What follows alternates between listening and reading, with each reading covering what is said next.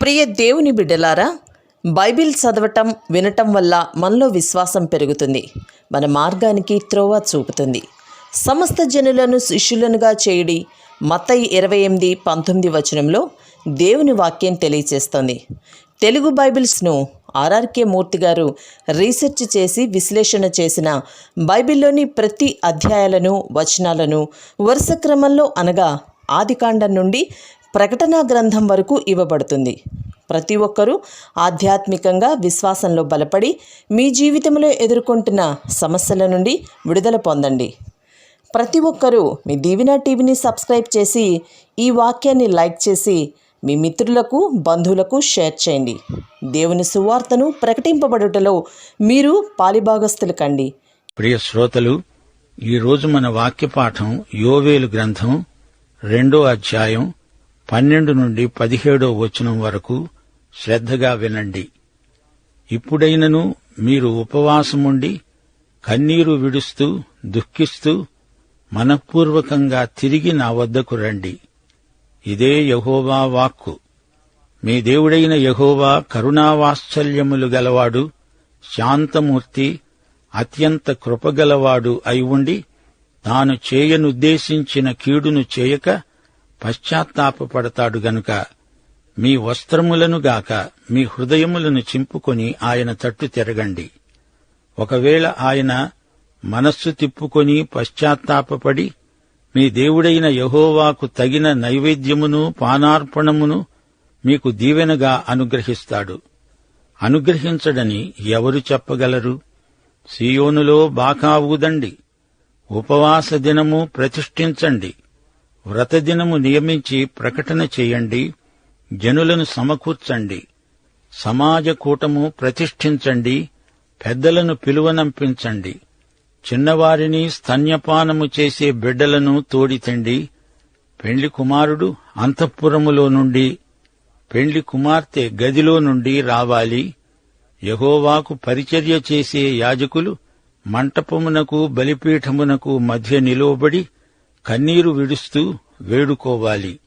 యెహోవా, నీ జనుల ఎడల జాలి చూపి అన్యజనులు వారి మీద ప్రభుత్వము చేయునట్లు వారిని అవమానమునకు అప్పగించవద్దు. లేని ఎడల అన్యజనులు వారి దేవుడు ఏమయ్యాడు అంటారు గదా. శ్రోతలు, దేవుడేమంటున్నాడు? మనఃపూర్వకముగా తిరిగి నా యొద్దకు రండి. తిరిగి రండి అంటే పశ్చాత్తప్తులవ్వండి, మారు మనస్సు పొందండి అని అర్థం. మనసు మార్చుకోండి, ఇటు దేవుని వైపు తిరగండి. పశ్చాత్తప్తులైన వారు కన్నీరు కారుస్తారు. కన్నీరు కార్చినంత మాత్రాన అది పశ్చాత్తాపం కాదు. కొందరు పశ్చాత్తాపం వల్ల ఆహారం సహించక ఉపవాసముంటారు. కొందరు ఎంతో దుఃఖిస్తారు, సంతాపం వెలిబుచ్చుతారు. అయితే నిజమైన పశ్చాత్తాప అనుభూతి లేకుండా కన్నీరు కార్చేవారెందరో. బట్టలు కాదు, మీ హృదయాన్ని చించుకోండి. శ్రోతలు వింటున్నారా? పశ్చాత్తాపం బాహిర ప్రదర్శన కాదు, అది హృదయానుభూతి. యాజకులు బట్టలు చించుకోకూడదు. అయినా హృదయ పరివర్తన లేని పశ్చాత్తాప ప్రకటన వేషధారణ మాత్రమే. దేవుని వైపునకు మనస్ఫూర్తిగా తిరగడమే మారు మనస్సు. ఈజిప్టులో ఇశ్రాయేలీయులు ఉండగా దేవుడు తెగుళ్లు రానిచ్చాడు. ఏ విధంగానైనా ఫరోలో పరివర్తన రాకపోతుందా అని దేవుడనుకున్నాడు. అయితే ఫరో మారలేదు. పైగా అతని మనస్సు మరీ కఠినమైంది. నినవేకు దేవుడు యోనాను పంపి వారికి నాశనం రాబోతోందని, వారు మారుమనస్సు పొందాలని యోనా చేత దేవుడు చెప్పించాడు. నినవే వారు మారుమనస్సు చెందారు గనుక దేవుడు నినవేను నాశనం చెయ్యలేదు. దేవుడు మారుమనస్సు పొందటం కాదు, ప్రజలు పశ్చాత్తప్తులైనందున దేవుని శిక్ష వారిపైకి రాలేదు. ఫలితం మారింది అని అర్థం. దేవుడు కరుణావాత్సల్యములు గలవాడు, శాంతమూర్తి, అత్యంత కృపగలవాడు. ప్రజల పశ్చాత్తాపాన్ని బట్టి వారికి రావలసిన శిక్ష రాలేదు, దీవెన ప్రాప్తించింది. దేవుడు మారడు. మనుషులలో పరివర్తనను బట్టి వారి పట్ల ఫలితాలు మారతాయి. ఫరో నాశనమయ్యాడు, నినవే వారు ఆశీర్వదించబడ్డారు. దేవుడు మనస్సు తిప్పుకొని పశ్చాత్తాపపడతాడంటే మానవరీతిగా దానికి అర్థం చెప్పకూడదు. దేవుడు మారడు, మనిషి మారాలి. పశ్చాత్తప్తులను క్షమించే దేవుడు, ఆయన కృపగల దేవుడు. బాకా ఊదండి, ఉపవాస దినం, వ్రతదినం ప్రకటించండి. మోషే ధర్మశాస్త్రం ప్రకారం వారు పశ్చాత్తప్తులై ఆయా పండుగ దినాలను ఆచరించాలి. ఒక పాపి తన పాపము నుండి వైదొలగి దేవుని వైపు తిరగడం ఎంత ముఖ్యమో చెప్పబడింది. అపొస్తలుల కార్యములు 16వ అధ్యాయం 31వ వచనం. ప్రభువైన యేసునందు విశ్వాసముంచు, అప్పుడు నీవు నీ ఇంటివారు రక్షించబడతారు. అదే ఒక పాపి చేయవలసింది, చేయదగింది. ఒక పాపిగా మానవుడు రక్షణ కోసమై ఇంకేమీ చెయ్యకూడదు. ఈ రోజున బాకా ఊదటమంటే సువార్త ప్రకటించటమే. యేసే రక్షకుడని ఎలుగెత్తి చాటటమే బాకానాదం. బాహిరమైన ఆచారాలు మాత్రమే మానవుని పరివర్తనను వ్యక్తం చేయలేవు. ఈ విషయాన్ని మనం గ్రహించాలి. గర్భిణీ స్త్రీకి లోపల బిడ్డ ఉన్నందున ప్రసవ వేదన పడుతుంది. ప్రసవ వేదనను నటించినందున లోపల బిడ్డ ఏర్పడదు గదా. మానవులు తమ సొంత పద్ధతులలో దేవుని వద్దకు రాలేరు. దేవుని పద్ధతిలోనే దేవుని వద్దకు రావాలి. యోహాను సువార్త 10వ అధ్యాయం 9వ వచనం. ప్రభు అన్నాడు, నేనే ద్వారమును. నా ద్వారా ఎవడైనా లోపల ప్రవేశించిన ఎడల వాడు రక్షించబడిన వాడై లోపలికి పోతూ బయటికి వస్తూ మేత మేస్తూ ఉంటాడు. చిన్న పిల్లలను, తల్లి స్తన్యపానము చేసే బిడ్డలను తేండి అంటున్నాడు దేవుడు. వయోభేదం లేకుండా అందరూ రావాలి. తల్లులు చంటి బిడ్డలను కూడా తేవాలి. కొత్తగా పెళ్లైన వారు కూడా వెంటనే దండులో చేరకూడదు. దంపతులు కలిసి ఉండాలి. ఆరాధనకు రావాలి. మన దేవుడు కుటుంబాల దేవుడు. యాజకులు, పరిచారకులు కన్నీరు కారుస్తారు, దేవుణ్ణి వేడుకుంటారు. అన్యజనులు అడుగుతారు, మీ దేవుడేడి, ఏమయ్యాడు, వారికేం చెప్పాలి, ఏమి చూపాలి అని వారు కన్నీరు కారుస్తూ దేవుణ్ణి అడుగుతున్నారు. దేవా, మమ్ములను అవమానానికి అప్పగించవద్దు అని దీనమనస్కులై యాజకులు, పరిచారకులు దేవుణ్ణి వేడుకుంటారు. యోవేలు ఇప్పుడు యెరూషలేములో ఉన్నాడు. యోవేలు దక్షిణ రాజ్యమైన యూదాకు ప్రవక్తగా మాట్లాడుతున్నాడు, ప్రవచిస్తున్నాడు. యాజకులు ఎలా ప్రార్థన చెయ్యాలో యోవేలు వారికి నేర్పుతున్నాడు. అన్యజనులకు మమ్ములను అప్పగించకు దేవా అని వారు ప్రార్థించాలి. దేవా, నీ ప్రజలపై కనికరము చూపు తండ్రి. మేము మా దేవుడవైన నిన్ను అన్యజనుల మధ్య ఘనపరచడానికి మరొక అవకాశమివ్వు అని వేడుకోవాలి. దేవుడు వారిని వాగ్దత్త భూమికి మోషే ద్వారా నడిపించాడు. అన్యుల మధ్య వీరు తమ ప్రత్యేకతను కాపాడుకోకపోతే నగుబాట్ల పాలవుతారు. అయితే ప్రియ సోదరీ సోదరులారా, ఈ రోజున అమలులో ఉన్నది క్రీస్తునందు దేవుని కృప. ఈ రోజున దేవుని సంఘములోకి యూదుడని అన్యుడని ఎట్టి భేదము లేకుండా క్రీస్తు ద్వారా రావాలి. అదే దేవుని ఏకైక కార్యక్రమం. దేవునికి స్తోత్రం. శ్రోతలు, ఈ పాఠమంతా పశ్చాత్తాపానికి పిలుపే. దేవుని హితవు. నా ప్రజలారా, ఇప్పటికైనా నా వైపునకు తిరగండి, ఉపవాసముండండి, మారుమనస్సు పొందండి. యెహోవా దేవుడు వాత్సల్యము గలవాడు, కరుణామయుడు. ఆయనకు త్వరగా కోపం రాదు, జాలిగల దేవుడు. కఠినంగా శిక్షిద్దాము అనుకున్నవాడల్లా మీ పశ్చాత్తప్త హృదయాన్ని బట్టి జాలితో మిమ్ములను క్షమిస్తాడు. బట్టలు చించుకున్నంత మాత్రాన అది పశ్చాత్తాపం కాదు. మీ హృదయాలను చించుకోవాలి, దేవుని తట్టు తిరగాలి. అది పశ్చాత్తాపమంటే. మీరాయన వద్దకు వస్తే ఆయన మీ వద్దకు వస్తాడు. ఆయన మిమ్ములను దీవిస్తాడు. అప్పుడు మీ అర్పణలు, పానార్పణలు అంగీకరించబడతాయి. మీ వైఖరి వల్ల మంచి ఫలితాలు వస్తాయి. అనుమానించవద్దు, మీ దేవుడు ఎంతైనా నమ్మదగినవాడు. వాత్సల్యం, జాలి గల దేవుడు మిమ్మల్ని రమ్మని పిలుస్తున్నాడు. ఆ కాలంలో దుఃఖంతో కంగారు పడేవారు బట్టలు చించుకోవడం పరిపాటి. ఇలాంటి బాహిర ప్రదర్శనలు దేవుణ్ణి ఎంతమాత్రమూ తృప్తిపరచజాలవు. బండబారిపోయిన హృదయాలు ముతక బట్టల్లాంటివి, వాటిని చింపుకోవాలి. దేవుడంటున్నాడు, సీయోనులో బూర ఊదండి, బాకానాదం చెయ్యండి, ఉపవాసం కోసం సమయాన్ని ప్రత్యేకించండి, దేవుణ్ణి అర్థవంతంగా ఆరాధించండి, ప్రజలను సమకూర్చండి. ప్రజలంతా కలిసి ఏకీభవించి మనసారా దేవుణ్ణి అన్వేషించండి, వెదకండి. దేవునికి, ఆయన ఆరాధనకు దూరం కాకండి. ఆశీర్వాదాలను కోల్పోవద్దు, ఆధ్యాత్మిక నష్టం తెచ్చిపెట్టుకోవద్దు. పెద్దలను రప్పించండి, చిన్నవాళ్లను, చంటిబిడ్డలను కూడా తేండి.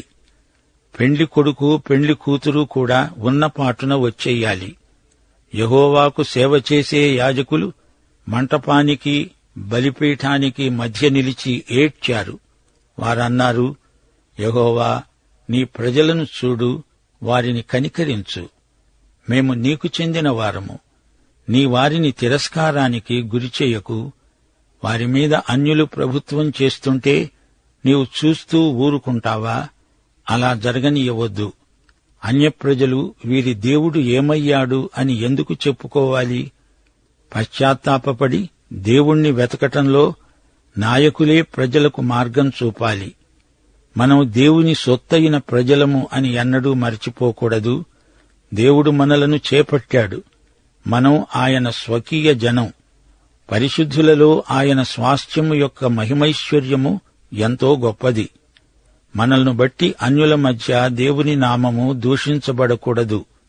సోదరుడా, సోదరి, సమయముండగానే తన వైపు వీరు తిరగాలని దేవుడు కోరుతున్నాడు.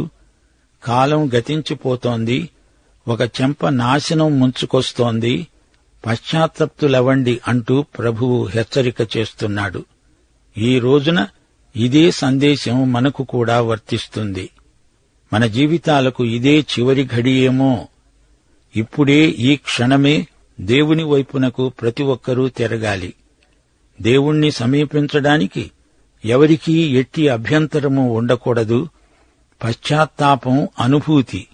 యాంత్రికమైన మతాచారాల ద్వారా పశ్చాత్తాపాన్ని నటించటం వేషధారణ. అంతరంగములో నుండి పశ్చాత్తాపం రావాలి, పరివర్తన కలగాలి. 1 సమూయేలు 16:7 మనుష్యులు పైరూపమును లక్ష్యపెడతారు గాని యెహోవా హృదయాన్ని లక్ష్యపెడతాడు. మత్తయి సువార్త 23 యేసు ప్రభువు వేషధారణను ఎంత అసహ్యించుకుంటాడో వ్యక్తం చేయబడింది. మతనాయకులు, మీరు చెబుతారు గాని చేయరు.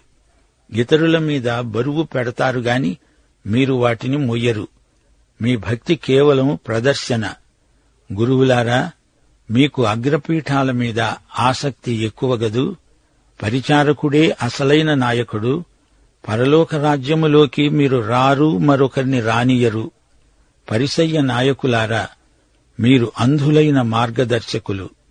న్యాయము, కనికరము, విశ్వాసము లోపించిన మీ మతం మనుషులను వేధిస్తుంది.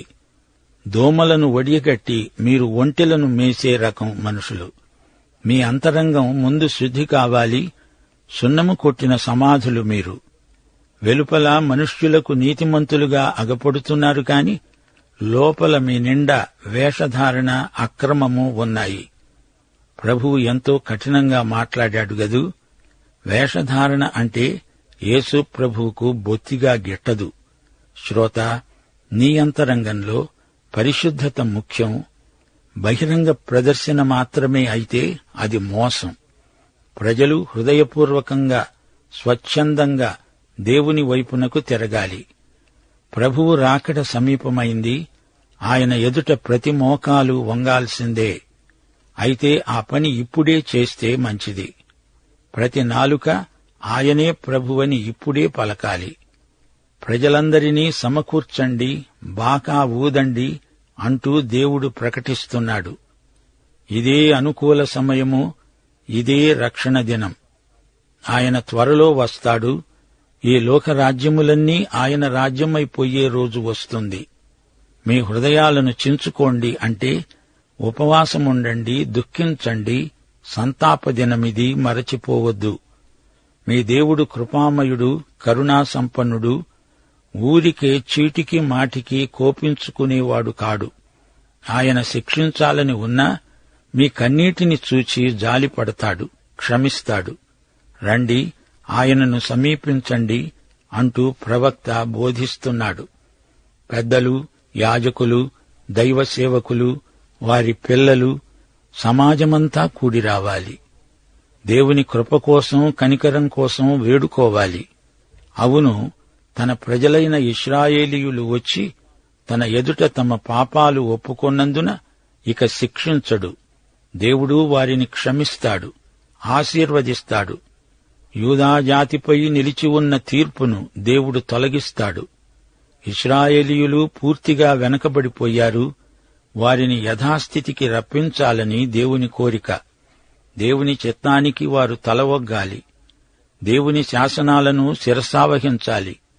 ఈ అధ్యాయంలో ఊదబడిన బాకా వారి దుఃఖాన్ని, పశ్చాత్తాపాన్ని సూచిస్తుంది. పాపపు ఒప్పుకోలు ఎంత అవసరమో ఆ బాకానాదం హెచ్చరికగా ప్రజలు గుర్తించాలి. నిజాయితీగా ప్రభువు దగ్గరికి రావటానికి ఆయన ప్రజలు భయపడకూడదు, ఉన్నపాటున వచ్చేయాలి. విరిగి నలిగిన హృదయాలతో దేవుని సన్నిధికి రావాలి. దేవుని దీర్ఘశాంతాన్ని, కనికరాన్ని శోధించకండి. 17వ వచనంలో చెప్పబడినట్లు వారు దేవుని నామమును మహిమపరచాలి. అన్యజనుల మధ్య దేవుని పరిశుద్ధ నామము దూషణకు గురి కాకూడదు. పాపము వల్ల వచ్చే దుష్ఫలితాల నుండి వారు తప్పించుకోవాలనే దేవుని చిత్తం. సోదరీ సోదరులారా, వింటున్నారా? దేవుని రాజ్యమును మొదట వెదకవలసిన ప్రజలం. 1 కొరింథీ 4వ అధ్యాయం 20వ వచనం, దేవుని రాజ్యము మాటతో కాదు, దేవుని శక్తితోనే ఉన్నది. దేవుని కృప చౌకబారు దినుసు కాదు. పశ్చాత్తాపము లేకుండా క్షమాపణ ఎలా వస్తుంది? వ్యక్తిగతంగా దీనమనస్సుతో ఒప్పుకోకపోతే దేవుడు ఎలా క్షమిస్తాడు? శిష్యత్వానికి వెల చెల్లించాలి. శిలువ లేకుండా కృప ఎలాంటిదో, ఎంత విలువగలదో ప్రజలు గుర్తించలేరు. కృపను చౌకబారు వస్తువుగా భావించేవారికి శ్రమ. యేసుక్రీస్తు పిలుపు వినగానే శిష్యులు తమ వ్యాపారాన్ని, తమ వలలను, తమ ధన సంపాదనను అంతా వదిలిపెట్టి ఆయనను స్వచ్ఛందంగా వెంబడించారంటే కృప ఎంత విలువైనదో మనకు బోధపడుతుంది. యేసుక్రీస్తును వెంబడించవలసిందిగా దేవుని కృప మనలను హెచ్చరిస్తోంది. రమ్మని సైగ చేస్తోంది. పాపాన్ని ఖండిస్తుంది గనుక విలువగలది. పాపిని నీతిమంతునిగా తీర్చిదిద్దుతుంది గనుక అది కనికరము, జాలి గలది. దేవుడు తన కుమారుణ్ణే ఇచ్చివేసినప్పుడు అది ఎంతో విలువైన కృప, అమూల్యమైనది. దేవుడు మన నుండి ఏమి కోరుతున్నాడు? తన బిడ్డలు తనను కనుగొనాలని, తనతో సంభాషించాలని, సహవాసం చెయ్యాలని ఆయన ఎంతగానో ఆశిస్తున్నాడు. దేవుని చిత్తానికి పూర్తిగా లోబడకపోతే ఆయన నీ ద్వారా ఎట్టి ఘనకార్యము చేయజాలడు. దేవుని నామమున నీవు చేయవలసిన గొప్ప కార్యాలెన్నో ఉన్నాయి. అయితే నీ జీవితం ప్రభువుకు సమర్పితమైనప్పుడే అట్టి ఘనకార్యాలు నీ ద్వారా జరుగుతాయి. ప్రభువు యొక్క మహాదినం మనకు ఎల్లప్పుడూ జ్ఞాపకముండాలి. గతంలో ఎన్నెన్నో ఆశీర్వాదాలను పోగొట్టుకున్న దేవుని ప్రజలు తిరిగి దేవుని వద్ద నుండి పొందగలరనే నిరీక్షణ వారికుంది. నష్టపోయిన పంటను తిరిగి దేవుడిస్తానన్నాడు. అన్ని కాలాలు, అన్ని సమయాలు ఆయన చేతిలోనే ఉన్నాయి. ప్రియశ్రోతలు, మిడతల దండు యూదాజాతిని క్రమశిక్షణలో పెట్టడానికి దేవుడు పంపించాడు. అంతకంటే గొప్ప తీర్పు రాబోతోందని, ముందుగానే పశ్చాత్తప్తులు కావలసిందని యోవేలు దేవుని మూలంగా పలుకుతున్నాడు. యోవేలుకు సమకాలీన ప్రవక్తలు ఎలీషా, యోనా. పాఠం ఇంతటితో సమాప్తం. యేసుక్రీస్తు వారి కృప, తండ్రి అయిన దేవుని ప్రేమ, పరిశుద్ధాత్మ యొక్క సహవాసము మనకందరికీ సదాకాలము తోడై ఉండునుగాక. ఆమేన్.